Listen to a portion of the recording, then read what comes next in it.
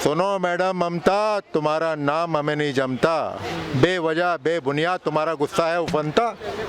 आखिर कब तक चलेगा ये बंगाल के साथ ये खिलवाड़? ये नहीं चाहिए बिल्कुल। मैं बड़ा ईमानी शायर हूँ, सीधी बात बोलता हूँ मैं।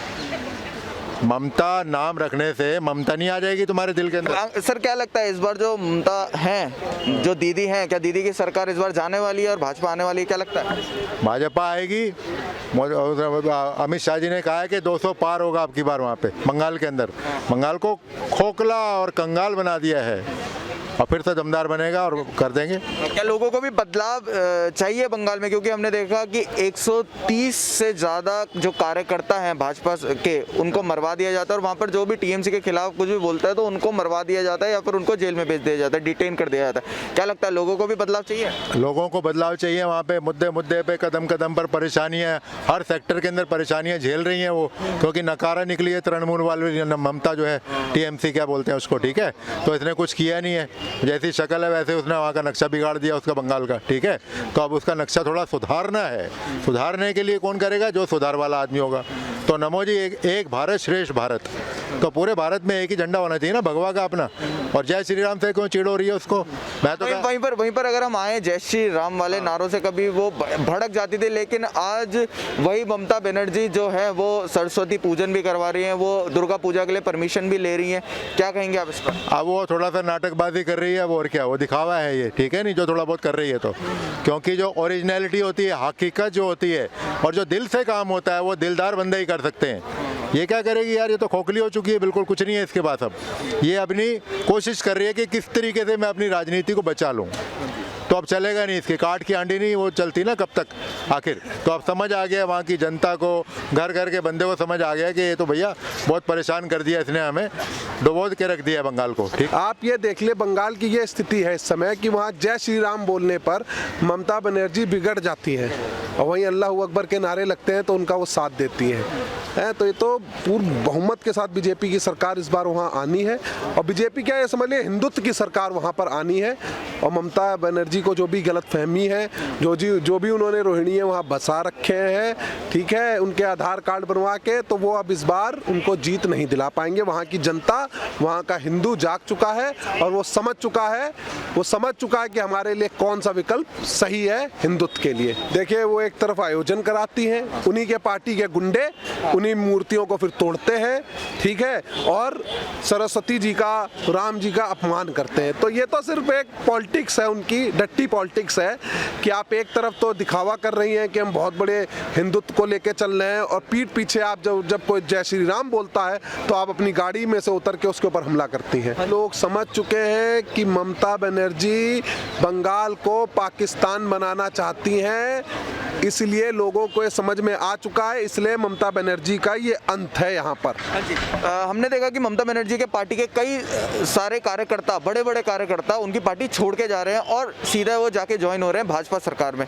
क्या हो सकता है इसका? ये लहर पूरी भाजपा की है वहाँ पर और उनके नेता भी समझ चुके हैं कि वो एक गलत के साथ थे, ठीक है, तो उनको समझ में आ चुका है कि ममता बनर्जी खुद की उनकी जमानत इस बार जब्त होने वाली है, इसलिए वो सब लोग भाजपा में धीरे धीरे आ रहे हैं। भाजपा का जो ध्येय है बंगाल में कैसे भी उस उग्रवादी सरकार को हटाना, जो पिछले 10 सालों से राजनीतिक हत्या करवा रही हैं, अराजक माहौल बना दिया है, वहाँ पे कट मनी चल रहा है, वहाँ पे घोटालों की तो संख्या इतनी हो चुकी है कि पता ही नहीं कि घोटालेबाज कौन है। उनकी पार्टी में पूरे पूरे घोटालेबाज है। और उसके पहले मैं जाता हूँ 35-40 साल पहले, उसके पहले भी कम्युनिस्ट की सरकार थी, उन्होंने बंगाल पहले भारत की राजधानी हुआ करता था, उसके बाद बंगाल में कम्युनिस्टों का शासन आया एक समय के बाद, आज़ादी के बाद, तो कम्युनिस्टों ने भी वही किया। और कम्युनिस्टों की सरकार के जाने के बाद ममता बनर्जी का जो उदय हुआ, कम्युनिस्टों की सरकार जो उनके कुकर्म थे उनकी वजह से ममता बनर्जी का उदय हुआ। लेकिन उसके बाद ममता बनर्जी ने क्या किया वो सबके सामने है।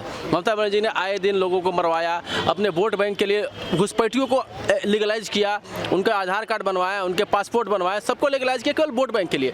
तो ममता बनर्जी केवल वोट बैंक राजनीति करती है, जबकि देश का मुख्य आधार है विकास की राजनीति। विकास की राजनीति की सबको साथ लेके चलने की राजनीति होनी चाहिए, लेकिन ममता बनर्जी ने ऐसा बिल्कुल नहीं किया। किया और उनके इसी कुकर्म की वजह से वो जल्दी ही जाने वाली है। और जो भाजपा का जिस प्रकार से वोट बैंक बढ़ता जा रहा है, पहले भाजपा की 3 सीटें हुआ करती थी लोकसभा की 2014 में, 2019 आते आते वो 18 हो गई। इसका मतलब जनाधार बढ़ रहा है भाजपा का, और ममता बनर्जी जो उन्होंने वोट बैंक बना रखा था वो धीरे धीरे खिसक रहा है, इसलिए वो बौखलाई हुई है। राजनीति इसलिए किया जाता है कि जिससे विकास हो, सकारात्मक राजनीति होनी चाहिए, ना कि हम किसी को अपने फायदे के लिए मरवा दें, उसको मरवा दें।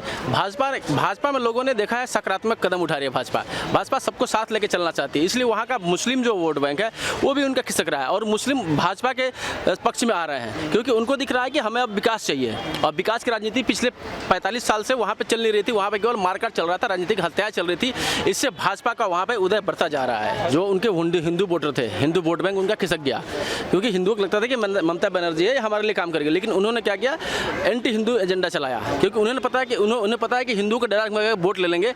लेकिन जो मुस्लिम वोटर है, मुस्लिम वोटर एकजुट होता है, कभी भी वो एक लॉट में वोट करता है, जहां उसकी विचारधारा जहां उसको ले जाती है वो वही वोट करता है। इसका फायदा ममता बनर्जी ने उठाया। अब क्या हो गया है, जो वोट बैंक है वो शिफ्ट हो रहा है। बंगाल में जो वोटर है पोलराइज हो रहा है, किसी न किसी कारण से वहाँ ममता बनर्जी के अत्याचार के कारण पोलराइज हो रहा है, एक तरफ जा रहा है। वो अपने मूल वोट बैंक, मूल जो उसका जिस विचारधारा से वो सुरक्षित रहना चाहती है, इसमें सुरक्षित रह सकता है या बदलाव की तरफ बढ़ रहा है, इसलिए वो उनकी वोट बैंक खिसक रहा है। इसलिए ममता बनर्जी को लग रहा है कि अब मुझे अपना सुरताल बदलना चाहिए। अभी कुछ दिन पहले उनको जय श्री राम के नारे से दिक्कत थी, उनको मंदिरों में दिक्कत थी, मंदिरों में जाने से दिक्कत थी, लेकिन आज की डेट में वो मंदिरों में भी जाना चाहती हैं, वो राम के नाम को भी लेना चाहती हैं। तो ये बदलाव स्वाभाविक है उनका। उनके पार्टी के कई सारे बड़े बड़े कार्यकर्ता उनकी पार्टी छोड़ के जा रहे हैं। चाहे हम शुभेंदु अधिकारी की भी बात कर लें, उनके पार्टी के इतने वरिष्ठ कार्यकर्ता हुआ करते थे, लेकिन वो भी छोड़ के बीजेपी उन्होंने ज्वाइन कर ली। देखिए सर, बदलाव तो सही है, समाज में बदलाव चाहिए। जब अत्याचार का प्रभाव बढ़ जाता है तो समाज में जो बुद्धिजीवी कुलीन लोग होते हैं वो गलत का साथ छोड़ के वो अपना सत्य के मार्ग में चलना चाहते हैं। और बंगाल में एक बात बता दूं जी, जितने भी नेता छोड़ रहे हैं ना, ये दूध के धुले नहीं है। मैं आपको मुख्य बात बताता हूँ, बंगाल में हुआ शारदा घोटाला। ये जितने भी लोग हैं पार्टी में जा रहे हैं, पहले तो उनको पार्टी में लेना नहीं चाहिए, लेकिन अभी इसकी ज़रूरत है, उनको ले सकते हैं हम पार्टी में। लेकिन वो वही लोग हैं जिन्होंने शारदा घोटाला में ममता बनर्जी का साथ दिया, लेकिन आज देख रहे हैं कि अगर हम चुनाव हारते हैं तो हमारे ऊपर केस चलेंगे, इस कारण से वो इधर उधर शिफ्ट हो रहे हैं। मेरे को तो 100% क्या 200% लगता है कि इस बार भारतीय जनता पार्टी जो है उसका पदार्पण हो जाएगा पश्चिम बंगाल में। और पश्चिम बंगाल के लोगों को मैं हमेशा बोलता हूँ कि भाई जो ये बंगाली कौम है बहुत ज़्यादा इंटेलिजेंट है, मेहनती है। आप देखिए कलाओं में, हर चीज़ में बंगाली लोग आगे हैं, परंतु जहाँ सोच समझकर वोट देने की बात आती है उसमें बंगाल बहुत पीछे रहा है। 35 साल तक उन्होंने पहले कम्युनिस्टों के हाथों अपने प्रदेश को लुटवाया, पिछड़ा बनवाए रखा। इसके बाद ममता बनर्जी आ गई, जो पहले तो घुसपैठियों का घोर विरोध करती थी सत्ता में आने से पहले, परंतु इसके बाद वो उन्हीं की समर्थक बन गई, ऐसा लगता है। तो अब वो सरस्वती पूजन करवा रही है, सरस्वती पूजा का आयोजन करवा रही है, और उसके बाद हम देख ले दुर्गा पूजा के लिए भी परमिशन ले रही है। इसका करने का देखिए, इसका करने का मतलब यह तो स्पष्ट ही है कि एक होता है सच्चा इंसान, जैसे भाजपा, जो हमेशा से किसी भी ऐसा नहीं करती कि ये धर्म वो धर्म, वो हमेशा सभी धर्मों का सम्मान करती है, परंतु वो ये भी कहती है किसी एक धर्म को, या जैसे कि उनको सिर चढ़ाया जा रहा था 60 साल से 70 साल से पहले, तो वो नहीं होगा, तुष्टीकरण नहीं होगा, सबको समान व्यवहार किया जाएगा सबके साथ। और एक तरफ ये लोग हैं जो पहले तो श्री राम से चिढ़ते हैं। कुछ लोगों ने जब श्री राम नाम का नारा लगाया तो उन्होंने पुलिस से गिरफ्तार करा दिया अपनी कार से उतर के। अभी उन्होंने सभा में बोलने से इनकार कर दिया जब लोगों ने श्री राम के नारे लगाए, जब ममता बनर्जी जी बोलने के लिए खड़ी हुई, जबकि इससे पहले जब दूसरे नेता खड़े हुए बीजेपी के, तब भी लोगों ने जय श्री राम के नारे लगाए थे। तो इतना चिढ़ गई कि उन्होंने कहा कि मैं बोलूँगी नहीं, ये मेरी इंसल्ट है। अब अचानक उन्हें सरस्वती पूजा याद आ रही है। तो इससे देखिए, आपके और मेरे समझने से इतना परिवर्तन नहीं होगा।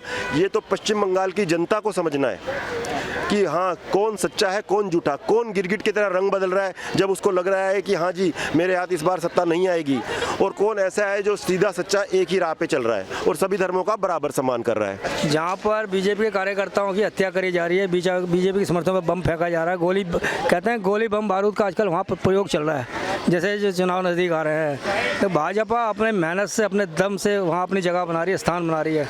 ममता तो काफ़ी साल वहाँ पर अपना राज्य कर लिया, चला लिया, अब वो पूरे तरह से कम्युनिस्ट पार्टी के साथ मिलके काम कर रही है। अब मैं तो ये कहना चाहूँगा कि भाजपा का अपनी मैनिफेस्टो पे काम करेगी, वो अपना मैनिफेस्टो वहाँ इशू करेगी, उसके हिसाब से वो पब्लिक की भलाई के लिए काम करेगी। हाँ जी, क्या लगता है आपको, जिस तरीके से हमने देखा कि कभी ममता बनर्जी जो है वो जय श्री राम के नारों से चिढ़ा करती थी, लेकिन अब वही ममता बनर्जी जो है सरस्वती पूजन करवा रही है, वही ममता बनर्जी दुर्गा पूजा के लिए जो है परमिशन ले रही है। ऐसा था, ममता पे थोड़ा अहंकार आ गया था। वो अहंकार का कारण ये था कि वो मुस्लिम पक्ष की ओर ध्यान देने लगी, हिंदू धर्मों में मुस्लिम पक्ष को बिठाने लगी। तो उस अहंकार आ जाने से उसको ये नहीं पता कि हिंदू भी हैं, जो हिंदू इतने देवी देवताओं के वो वहाँ पर समर्थक में हैं, आस्था के हैं, वो उनको भूलती जा रही थी। पर अब उसे जब से बीजेपी ने वहाँ हुंकार भरी है, तब से उसे पता लग रहा है कि अब मेरी हालत ख़राब हो रही है और होती जाएगी। और उसके साथ ही उसको छोड़ के जा रहे हैं जो पुराने दाएँ बाएँ हाथ क्या करते थे, क्योंकि वो हिंदू धर्म को मानते हैं, उनको समर्थन करते हैं उनका, इसीलिए वो उसके टाइम पे वो कुछ बोल नहीं पाते थे, कुछ कर नहीं पाते, एक बंदिश में रहते थे। वो तो हिंदुओं का धर्म के विद्रोह करने लगी, जय श्री राम का विद्रोह करने लग गई है, कोई भी त्यौहार हिंदुओं का होता है उसमें बैन करने लग गई है। पर आज वो मुँह की खा रही है जब उसके ही साथी उसको छोड़ के जा रहे हैं।